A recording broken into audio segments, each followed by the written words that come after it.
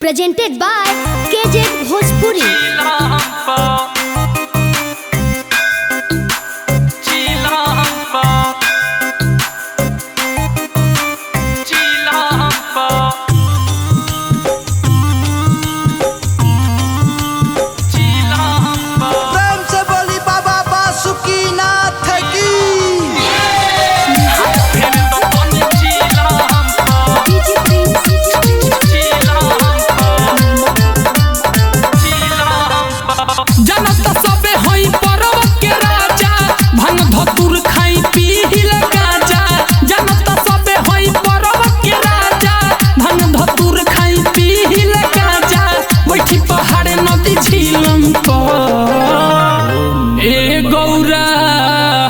काहे बाड़ू खिसियाइल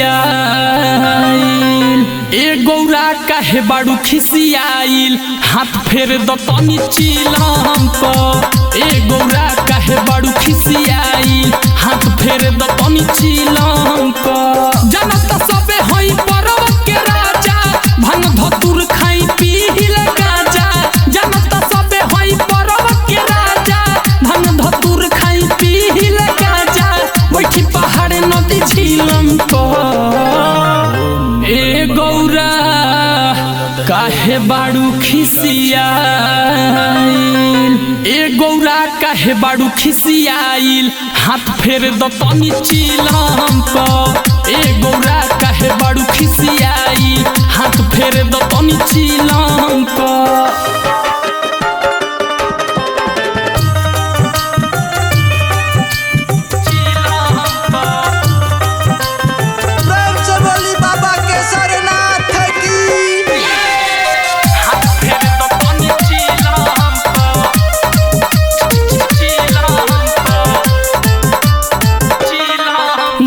भोगवा लगाई चाही खोवा न मलाई दोना भोगवा लगाई चाही खोवा न मलाई गोज से कम चलाई गौरा जौन कहता निकल लेके हथावा में मल भंगिया के गोला भर दौरा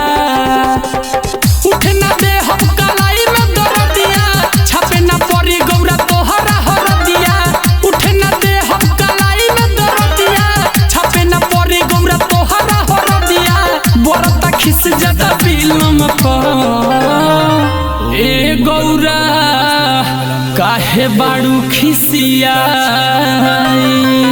ए गौरा काहे बाड़ू खिसियाइल हाथ फेर द तनी चिलम प ए गौरा काहे बाड़ू खिसियाइल हाथ फेर द तनी चिलम प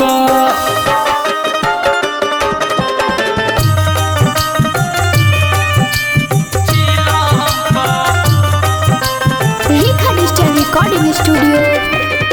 बेतिया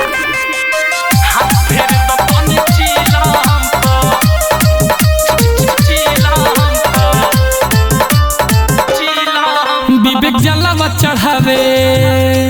छक पानी के गिरावे विवेक जलावा चढ़ावे छक पानी के गिरावे अहिल बाटे लेके जड़ी बुटिया